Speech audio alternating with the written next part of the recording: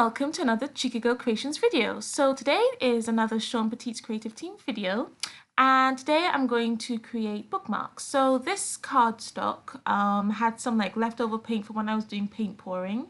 So the leftover paint was just poured onto it, and I primed it with some clear chalk primer so that I can create on it.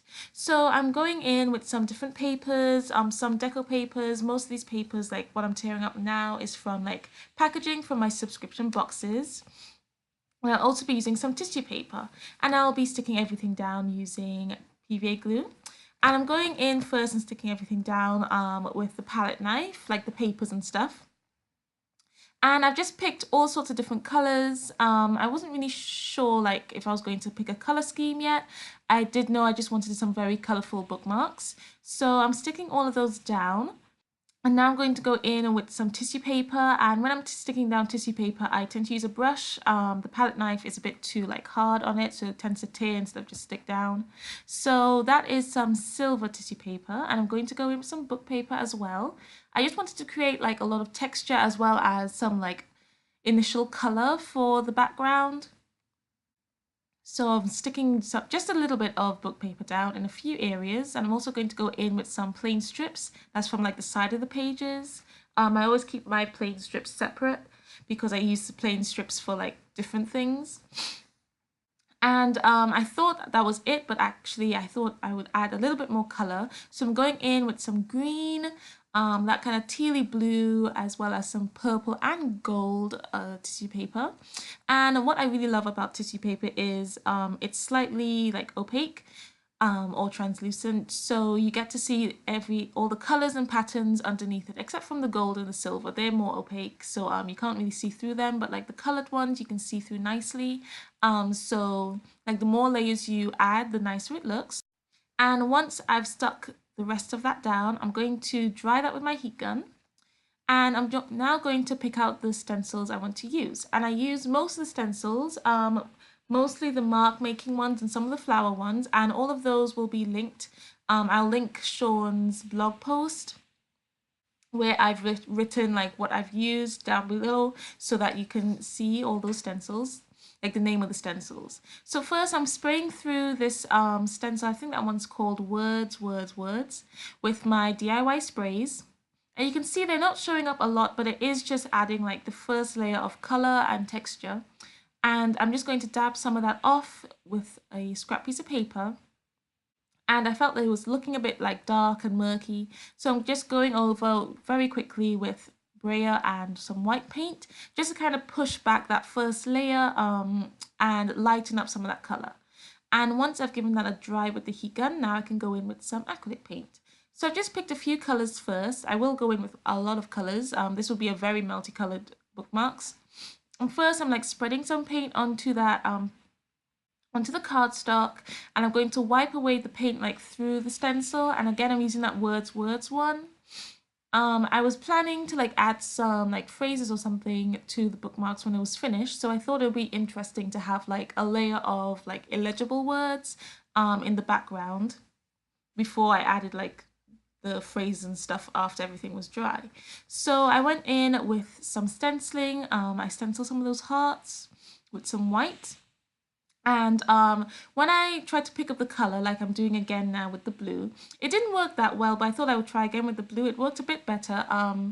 This technique does work better with baby wipes, but I don't have any, so I was just using a damp paper towel. But that's fine. It was just to add texture and stuff, so it was all good. And I'm also stenciling some white through the stencil again, just to lighten things up a little bit, and then I'll give that a dry. And now I'm going to go in, I think this one is called Garden or something, and I sprayed some black ink sprays through that, and any of the leftover ink on the stencil I've just kind of dripped onto the page, and I'm going to knock the paper so it creates some really yummy drips. And I dried that thoroughly, so now it's time for the main stenciling.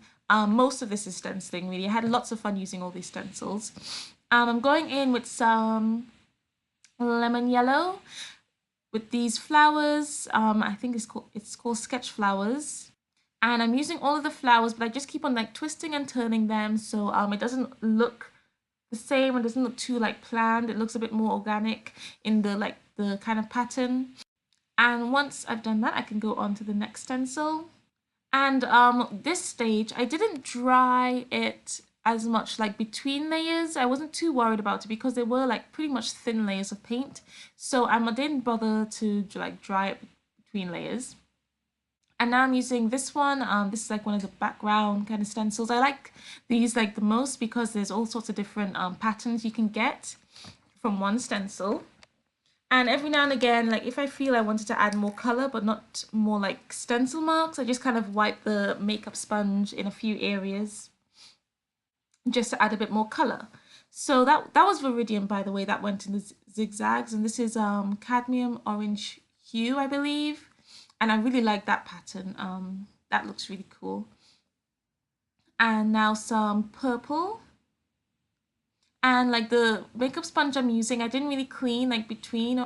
So when I first stenciled the purple, it didn't come out very purple. It came out more looking a bit like Viridian. So I went in and added some more purple, like with a different stencil and a different makeup sponge.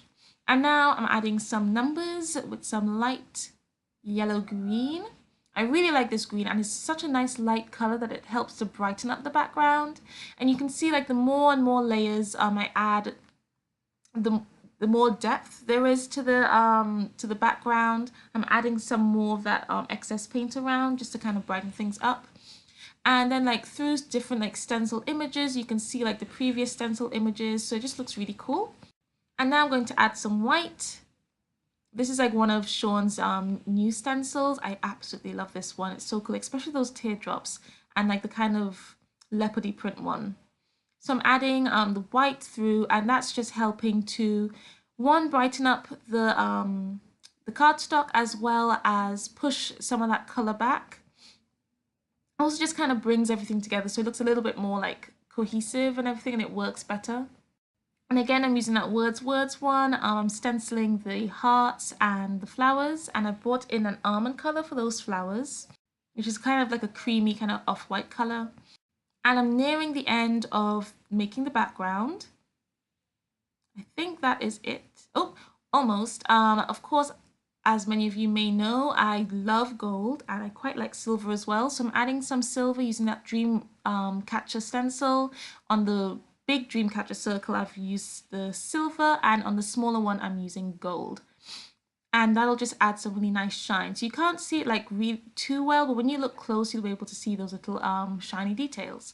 And then I add any excess that I had on my sponge around the page. So I've let that dry really well. And now I'm just going to kind of trim off some of those like messy edges so I can cut them into bookmarks. And I cut it in 5 centimeters. And the cardstock was 29 centimeters long though. So when I get to the point where the cardstock is 9 centimeters wide, I'll cut it in at 4.5 centimeters. Yeah. So that they wouldn't be like too small if I cut it at like 4. But like the 5 centimeter ones were my favorite size. So now I'm going to edge all the bookmarks with my StazOn ink pad. That just helps to ground it. And I'll also corner punch the edges so that it has a really nice round edge. And you'll notice that one of them I didn't corner punch because I'm not going to like sell these bookmarks, because if I were going to sell these bookmarks, I would have matted it with some like white or black cardstock, because the back was a bit dirty with like paint and stuff. But I was just going to gift these and keep one of them for myself, so it didn't matter too much what the back looked like. But if I were going to sell it, I would back it with something. So the one that I didn't corner punch, my sister wanted it with pointy corners. So even though I liked the rounded corners better, I thought I might as well just let her have a pointy cornered bookmark. So now I'm stenciling a few words that I wanted to add to the bookmark. I've stenciled treasure, journey, and joy. And I used some black, as you can see, and I've just stenciled onto some like scrap piece of paper. And I'm just filling in like the U with some black paint and the paintbrush, so it just looks all uniformed. And now I'm going to cut that out. I'm going to leave a very small border around the word. so I can add it to the bookmark, because that whiteboard will help it to stand out. And now when I'm putting it on, and you'll see that plans change because I didn't really like how it looked. So I thought maybe if I corner punched it, and that looked better, but it just was too big for the bookmark. So I do add the joy though, because the joy was just the right size. So that was perfect, but the treasure and the journey was just too long. So instead, I did want like treasure and journey on my bookmark. So you can see I'm still playing around with that. So I'm just going to write treasure the journey with a Sharpie pen on another scrap piece of paper and stick that down. And you'll see once I do that, it'll just look a lot better on the bookmark. Yeah, so sometimes, you know, plans change. It's a shame that I wasn't able to use like the stenciled words, but I wrote in print so it'll kind of look like that. And I made the letters quite thick so they stand out nicely. And a lot of the stuff I'm using are like permanent, like the Sharpie and the Stays On ink pad, but I will be laminating these bookmarks. So it doesn't really matter. So if you want to make bookmarks with like watercolor or anything that's still water soluble and won't dry permanent, just laminate it so that you don't have to worry about water hitting it. So even though everything is permanent on there, I don't have to worry about water hitting it, which is really good. I'm just adding some gold to the edges of those phrases just to help them blend in a little bit because the white was looking a bit stark. And now I'm just going to add some highlights using my Uniball Signo pen. And I'll also circle the phrases with the Sharpie marker just to like kind of add a nice doodled detail. And before I do that, I'm going to add some marks and doodles to the bookmarks.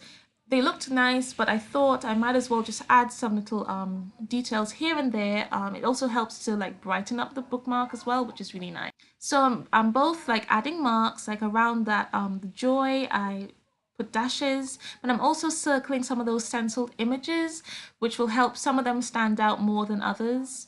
And that again just adds like a really nice layer. And I really enjoyed making these bookmarks. And if you're wondering, like you can use the same technique to make, say, like card fronts. I've done that before where I've taken like scrap pieces of paper that I didn't really like what I did, but then I added some like stenciled images. I cut them down and then I can stick them onto like blank card fronts. And that just creates some like really nice fun artsy cards.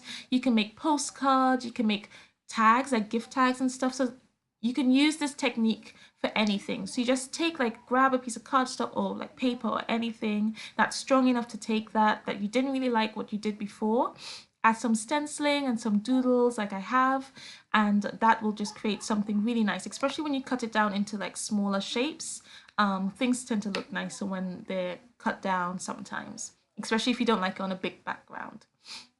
And I'm sorry that sometimes I went a bit out of frame. I zoomed in so you guys can see what I was doing, but then I got really into it, so sometimes I was out of frame. But you'll see all like the close-ups and stuff in the photos at the end of the video, so no worries. And this Uniball Signo pen, I absolutely love it. This is like the best white like gel pen that I've ever used. So you can also use like a white paint pen as well, so that'll also be really strong. So I finished adding those doodles, and now I'm going to go around the phrases, and I've done it quite messily as well, just to make it look a bit more interesting. And that just helps those phrases pop out perfectly.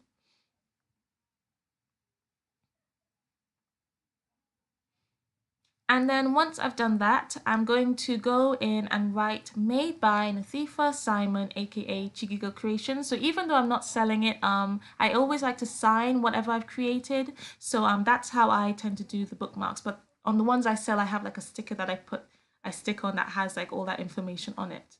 So now for the laminating, I've taken one of my laminating pouches, I think you call them, and I'm going to fit like 4 bookmarks in one because I did want quite a wide border of laminate around the bookmark so that I know it's nice and sealed. And I've laminated that off camera. The extension cord I would normally use to be able to like film on the table is broken or something. I don't know, there's something wrong with it. So I just did that off camera, but if you know how to laminate, then it's all good. And I'm now going to cut it down using my guillotine. I'm leaving, I would say, about 1/2 centimeter border, and I'll also corner punch the edges of the ones that have rounded corners, so that especially with the laminate, one, it'll look better with rounded corners since the bookmark itself is rounded, but laminate can be quite sharp on cut corners, so rounding it is quite nice. And that one, I had a bit of a mistake. The laminate kind of like crunched it up, so I had to like yank it out, so it's all wrinkled, but it doesn't look too bad. And once I cut it out, I did go through the laminator quite a few times to try to smoothen it out, and you'll see in photos how it'll look. So that's pretty much it. So I want to thank you all for watching. I hope you enjoyed the video. If you did, please do give me a thumbs up and subscribe. Subscribe to Shawn's channel and like her video as well, and check out all the other creative team members. We all have some lovely creations. And if you're watching on my channel and you've been inspired, please do join my Facebook group. You can tag me on Instagram to share what creations you've made. So thanks again for watching, and I hope you join me again for another arty video. Bye.